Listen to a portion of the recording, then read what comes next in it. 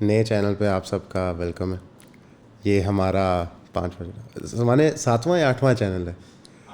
D monetise تو ہم ہوتے رہتے ہیں, دھمکیاں ہمیں ملتی رہتی ہیں, جان لیوا حملوں کی بھی دھمکیاں ملتی رہتی ہیں.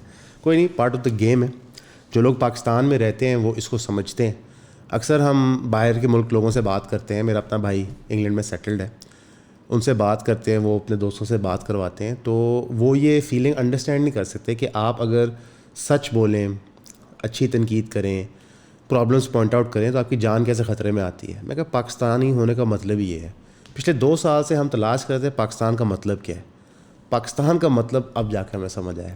پاکستان کا مطلب ہے کہ اگر آپ حق کی آواز اٹھائیں گے آپ کو دبایا جائے گا. اگر آپ سسٹم کو امپروو کرنے کی بات کریں گے آپ کو اندر ڈال دیا جائے گا. ایک خاتون ہے, وکیل ہے, پڑھی لکھی ہے, اس کی ماں فیڈرل منسٹر رہ چکی ہے. اس کو تکلیف ہے, اس کو ایک پرابلم ہے. اور وہ پرابلم کیا ہے سمجھیں. اس کو پرابلم یہ ہے کہ کوئی بھی مائنورٹی کمیونٹی, ایتھنک مائنورٹی اور ریلیجس مائنورٹی ہو, کوئی بھی بندہ ہو جس کا رائٹس اسٹیٹ جو ہے وہ دبا رہی ہو, وہ ان کے مقدمے لڑتی ہے. وہ اٹھا کے اس عورت کو, چاہے وہ پی ٹی آئی دور ہو, چاہے ابھی شہباز شریف کا دور ہو, اس کو دہشت گرد ڈکلیئر کر دیتی ہے. ہم بات کریں ایمان مزاری کی, ہم بات کریں ہادی ان کے میاں کی. ابھی وہ دونوں جوڈیشل ہو گئے, یعنی کہ وہ زیر کوٹ حراست میں. ان پہ مقدمہ ٹیررزم ایکٹ کے تحت ہوا ہے, اینٹی ٹیرر کورٹ کے اندر. کس چیز کے لیے کہ ایک پروٹوکول کی کون انہوں نے ہٹائی, کیونکہ وہ لیٹ ہو رہے تھے عدالت پہنچنے کے لیے. پروٹوکول کلچر پاکستان میں 77 سال سے ایگزسٹ کرتا ہے. اس سے خلاف اگر آپ احتجاج کریں گے تو آپ کا یہ انجام بنے گا. حامد میر صاحب نے ایک بہترین بلاگ اس پہ لکھا ہے, آپ سب ضرور دیکھیے گا کہ یہ کیسی خاتون ہے ایمان مزاری. اس کو تکلیف ہوتی ہے, کوئی بھی طاقتور حلقے کا بندہ ہو اس کے خلاف تکلیف ہوتی ہے. یہ ملک دشمن لوگ ہوتے ہیں. انفارچونیٹلی آہستہ آہستہ سارا پاکستان ہی ملک دشمن ہوئی جا رہا ہے. سارا پاکستان عجیب عجیب بہکی باتیں کرتا ہے کہ یہاں ہیومن رائٹس ہونے چاہیے, یہاں پہ پارٹی لائنز کے اکراس ایک ڈیسنسی ہونی چاہیے. لیکن پھر بھی آپ کو کئی طاقتور آوازیں ملیں گی میڈیا میں, انٹرنیٹ پہ, پولیٹیشنز ملیں گے جو اس چیز کی حمایت کریں گے. عمران خان کے دور میں بھی کیا, آج بھی کریں گے. یہاں پہ ایک بڑا انٹرسٹنگ سوال بنتا ہے, کون سا احتجاج جائز تو کون سا ناجائز. What form of protest is allowed in Pakistan and what is not. ابھی ریسنٹلی قاضی فیصل صاحب ریٹائرمنٹ کے بعد انگلینڈ تشریف فرما ہوئے. ان کو وہاں پہ ایک اعزاز مل رہا تھا ایک بہت اعلیٰ یونیورسٹی کی طرف سے ان کی جوڈیشل کریئر کے اوپر. اور بحیثیت پاکستانی جب بھی کوئی انٹرنیشنل ریکگنیشن ملتی ہے کسی پاکستانی کو تو یہ خوش ہونے کا باعث ہوتا ہے. لیکن کیونکہ قاضی صاحب کا tenure in as chief justice of Pakistan بہت کنٹروورشل رہا تھا, تو وہاں پہ پی ٹی آئی کے لوگوں نے احتجاج کیا. اس میں ایک کریکٹر ہے شیان لی, جو اکثر پی ٹی آئی کا احتجاج وہاں پہ لیڈ کرتا ہے. انہوں نے گاڑی کے پیچھے چیس بھی کیا. ہم نے وہ انفارچونیٹ امیج دیکھے, قاضی صاحب سر جھکا کے گاڑی میں جا رہے ہیں. تو یہاں سے محسن نقوی صاحب جو ڈیموکریٹکلی الیکٹڈ نہیں ہیں, جو کسی پارٹی کا حصہ نہیں, اور ان کا اس چیز کی ہم اجازت نہیں دے سکتے. ان لوگوں کی سٹیزن شپ کینسل کرو, ان کا نائکاپ کینسل کرو. لیکن ایک چیز ہمیں سمجھ آتی ہے کہ انگلینڈ کے اندر اظہار رائے کا حق ہے آپ کو, آپ احتجاج پروٹیسٹ کر سکتے ہیں. یعنی کہ ایمان مزاری اگر انگلینڈ میں وکیل ہوتی اور اس کو کسی چیز سے پرابلم ہوتی, اس کے خلاف وہ آواز اٹھاتی, تو آج وہ ملک دشمن ڈکلیئر نہ ہوتی. کیا ہمارا قصور یہ ہے کہ ہم پاکستان چھوڑ کے نہیں گئے؟ کیا ہمیں اس چیز کی سزا مل رہی ہے کہ میرا بھائی ٹھیک ہے جو انگلینڈ میں بیٹھا ہے, وکیل ہے, ہیومن رائٹس انجوائے کرتا ہے, اچھے پیسے کما رہا ہے, ایک زندگی جی رہا ہے, اور میرا قصور یہ ہے کہ میں پاکستان میں رہنا چاہتا ہوں, میں محب وطن ہوں. کیونکہ ایمان مزاری کا یہی قصور ہے. باقی جو قاضی فیصل صاحب کے ساتھ ہوا ہے, اس کو بہت سارے تجزیہ نگار اچھا کہہ رہے ہیں. یہ اچھا نہیں ہے. کوئی بندہ ہراس ہو, یہ اچھی چیز نہیں ہوتی. بہت سارے لوگ کہہ رہے ہیں جی یہ مفاقات عمل ہو رہا ہے کہ جو آپ نے کیا وہ آپ بھگتو گے. جب یہ حرکتیں پی ٹی آئی کے ساتھ ہو رہی تھی, ہم اس کو تب بھی غلط کہتے تھے کہ جناب آپ نے بے شک اپنی گورنمنٹ میں کھچے ماری ہیں, لوگوں کے رائٹس ختم کیے ہیں, اب جب آپ کے ساتھ ہو رہا ہے تب بھی غلط ہے. اصل میں ایک چیز ہے تہذیب, وہ ہم بھول چکے ہیں. تہذیب یہ ڈکٹیٹ کرتی ہے کہ میں سلمان سے اختلاف رائے کروں, لیکن میں اس کی جان کو, اس کے مال کو نقصان نہ پہنچاؤں. انفارچونیٹلی ہمارے ریاستی ادارے اور اب ہماری عوام اس نہج پہ پہنچ گئی ہے کہ ان کے نزدیک احتجاج صرف توڑ پھوڑ اور کسی کا نقصان پہنچانا ہے. اگر 1,00,000 بندہ پلے کارڈ لے کے لبرٹی چوک پہ کھڑا ہو جائے احتجاج کرنے اور کوئی چیز توڑے نہ, کیا اس کی پاور اور وقت نہیں ہے؟ بالکل ہے. لیکن حالات, واقعات اور فسطائیت لوگوں کو فرسٹریٹ کرتی ہے. یہ ایک چیز ہے جو ہم لوگ بھول جاتے ہیں. اس لیے جو لوگ ابھی شور مچا رہے ہیں قاضی فیصل کے ساتھ بہت برا ہوا, وہ یہ بھی سمجھیں کہ پچھلے 1.5 سال سے جو ہو رہا ہے پاکستان کے اندر, انفلیشن کی ٹیررزم ہو, ایکچوئل ٹیررزم ہو, جوڈیشل ٹیررزم ہو, یہ اس کا ریئیکشن ہے, لیکن یہ ٹھیک نہیں ہے. ہمیں ہمارے سیاستدانوں سے بہتر ہونا ہے. عام پاکستانی شہری میں سمجھتا ہوں کہ میں, سلمان اور آپ چیف جسٹس سے بہتر ہیں, چیف آف آرمی اسٹاف سے بہتر ہے, پرائم منسٹر سے بہتر ہے. ہم وہ غلط کام نہیں کرنا چاہیے. ہمیں چاہیے کہ ہم ایک مثال قائم کریں کہ زندہ دل قوم کیا ہوتی ہے. کیوں؟ کیونکہ ہماری اب یہ مجبوری بن رہی ہے. یہ تو ایک ہیومن رائٹس کی ہم نے بات کر لی. اب ہم آتے ہیں ایک اور چیز پہ جو ہمیں ہر سال مارتی ہے. جو لاہور شہر میں رہتا ہے اس کو پتہ ہے اسموگ کیا ہے. ان کو اب حفظ ہو گیا ہے کہ ایئر کوالٹی انڈیکس اچھا کیا ہوتا ہے, کن کن ملکوں میں اچھا ہے, کن کن شہروں میں اچھا ہے, پاکستان کا برا کیوں ہے, دہلی ہمارے قریب ہے یا نہیں ہے. یہ ہماری ایک ریئلٹی بن گئی ہے. اس کے خلاف کسی گورنمنٹ نے کوئی پراپر سٹیپس نہیں لیے. لباب لاہور کی ایئر کوالٹی کا میجر کنٹریبیوٹنگ فیکٹر ہے ان پلانڈ ڈیولپمنٹ. ان پلانڈ ڈیولپمنٹ کیا ہے؟ لاہور شہر کی حد لیٹ سے یہ دائرہ تھی. اس دائرے کو ہم نے بہت بڑا کر دیا. ہم نے یہ نہیں سوچا کہ جتنی اینٹیں پروڈیوس ہوں گی, جتنا سریا پروڈیوس ہوگا, جتنی اکوپمنٹ کریٹ ہوگی اس ڈیولپمنٹ کے لیے, اس کا جتنا دھواں ہوگا وہ کہاں جائے گا؟ اسی فضا میں جائے گا. آج ہم نہ بھٹے بند کر پاتے ہیں, نہ فیکٹریاں بند کر پاتے ہیں. ہماری مجبوری ہے. ہم نے نوکریاں دی ہوئی ہیں وہاں لوگوں کو, لوگوں نے پیسے دیے ہوتے ہیں, بزنسز چل رہے ہوتے ہیں. ان پلانڈ اربن ڈیولپمنٹ کا یہ ایک بہت بڑا نقصان ہے. یہ نقصان شنگھائی نے بھی فیس کیا. پھر ان کو لانگ ٹرم پالیسیز بنانی پڑی.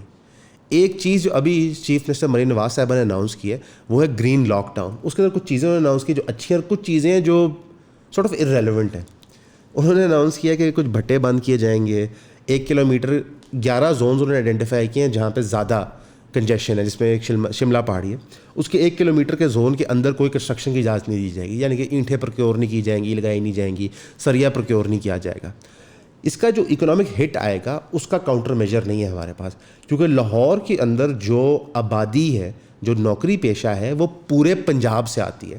لاہور میں جو لیبر کلاس آتی ہے, جو آپ کے بھٹوں میں کنسٹرکشن سائٹس پہ کام کرتی ہے, ڈیلی ویج لیبر جس کو کہتے ہیں, وہ لاہور ڈسٹرکٹ کے باہر سے بھی آتے ہیں. اب ہمارے پاس چونکہ متبادل اس کا چیز کوئی نہیں ہے, جب ہم یہ لاک ڈاؤن سٹارٹ کریں گے کہ ان کو اکنامک اپرچونیٹی دی جائے, نقصان ایک پہنچے گا. اب یہ وہ ٹف ڈیسیجنز ہیں جو لانگ ٹرم کے لینے ہوتے ہیں, کہ ہم 10-15 سال میں تھوڑا سا کمپرومائز کریں اپنے لوگوں کی کرنٹ حالت پہ, تاکہ فیوچر میں ان کی ہیلتھ بینیفٹ زیادہ ہو سکیں.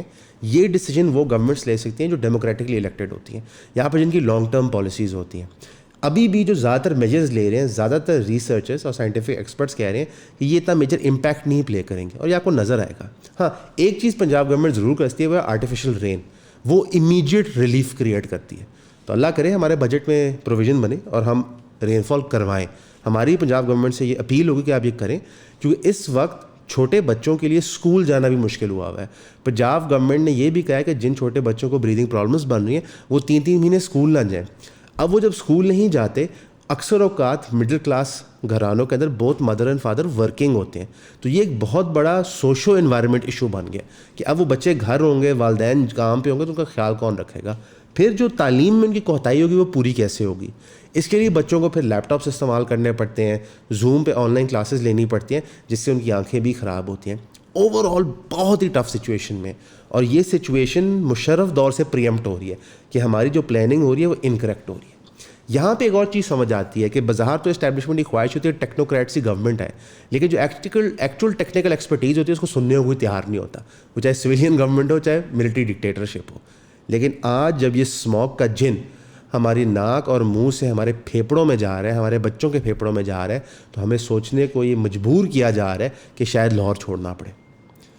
ان لیویبل یہ سٹی ہوگی ہے, آپ سڑک پہ چل نہیں سکتے. السلام علیکم. ایون کلپس کا چینل جو ہے وہ ڈیمونیٹائز ہو چکا ہے, اور یہ کافی بڑا دھچکا تھا ہمارے لیے, بیکاز یہ پلیٹ فارم ہم نے بہت کم ٹائم میں بہت بڑا بنا لیا تھا اللہ کے فضل سے. پہلے چینل کی طرح یہ بھی اب ڈیمونیٹائز ہو گیا بیکاز یوٹیوب کو ہماری پیلسٹائن کی کوریج نہیں پسند. اب ہمیں پھر دوبارہ آپ کی مدد درکار ہے. آپ یہ 4 سٹیپس میں ہماری مدد کر سکتے ہیں. نمبر 1, جو آپ ویڈیو دیکھ رہے ہیں اس کو آپ اپنی اسٹوری میں ایڈ کر لیں, جس بھی پلیٹ فارم کو آپ استعمال کریں, انسٹاگرام, ٹک ٹاک وغیرہ. نمبر 2, ٹویٹر کے اوپر جا کے آپ ہمارے ٹویٹ کو کوٹ ٹویٹ کریں اور اس کے اندر آپ مختلف اداروں, افراد جن کو آپ کو لگتا ہے انفلوئنسر جو اہم ہیں ان کو ٹیگ کریں. نمبر 3, ہمارے نئے یوٹیوب چینل جو ایون کلپس کے متبادل چینل آئے گا, ایون اپڈیٹس, اس کو سبسکرائب کر لیں, اس کی بھی آپ کو ڈیٹیل یہاں دے دیتے ہیں ہم. اور نمبر 4 جو کہ سب سے امپورٹنٹ ہے کہ آپ ہمیں فائنینشلی سپورٹ کریں, اور ہم آپ سے کوئی چندہ نہیں مانگ رہے, ہم کہہ رہے ہیں کہ آپ جو ہمارے پروڈکٹس ہیں, جو ہم سروسز دے رہے ہیں آن لائن, وہ آپ لیں سبسکرپشن ماڈل کے تحت. اس کے اندر ہم نے ایک نیا پیکیج بھی انٹروڈیوس کیا کہ آپ 1 سال کی سبسکرپشن اکٹھے لے لیں گے تو ہمیں لم سم پیمنٹ سے فائدہ ہو جائے گا اور آپ کو ڈسکاؤنٹ مل جائے گا, کیونکہ اب ہمارا میجورٹی کنٹینٹ موسٹ لائکلی آنے والے دنوں میں پیڈ وال کے پیچھے ہی ہوگا, اور اس کے اندر اور پرکس بھی ملتے ہیں, زوم سیشنز وغیرہ. لب آپ یہ ہے کہ اگر آپ چاہتے ہیں کہ ہم یہ کام کرتے رہیں اور آپ کو پسند ہے یہ کام, تو ہمیں سپورٹ کریں فائنینشلی اینڈ ادروائز. اور یہ ہماری ویب سائٹ ہے, اس کی ڈیٹیلز ساری موجود ہیں. اگر آپ کو کوئی سوال آتا ہے تو ہمیں کامنٹس میں بتائیں, انسٹاگرام پہ ان باکس کر لیں, ہمیں ای میل کر لیں, یا ویب سائٹ پہ دیے گئے نمبر پہ رابطہ کر لیں.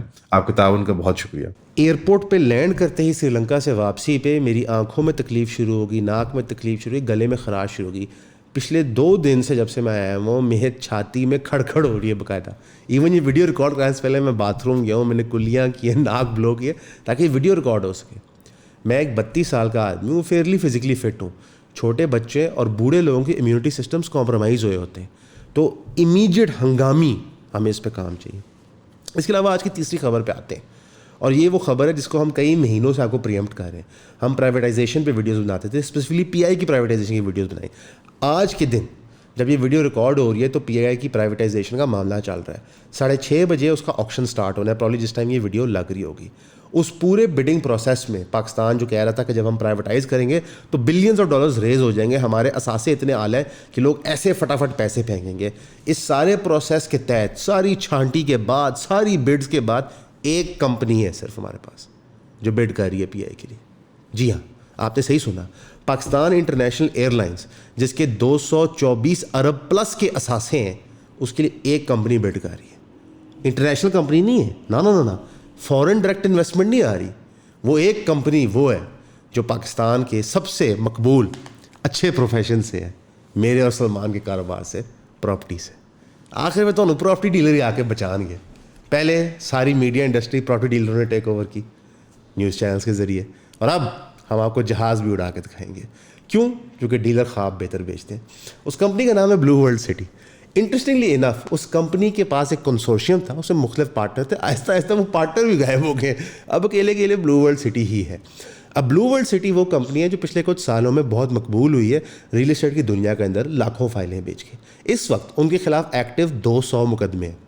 جی ہاں, جو کمپنی واحد پی آئی اے کے پیسے دینے کو تیار ہے, اس کے خلاف 1 نہیں 2 نہیں, عمران خان کی طرح 100 نہیں 200 مقدمے ہیں, یعنی کہ ڈبل سینچری ہے. وہ پی آئی اے خریدے گی. اللہ کرے وہ پی آئی اے خریدے, ملک کو بلینز آف روپیز آئے اور وہ پی آئی اے کو چلا سکے.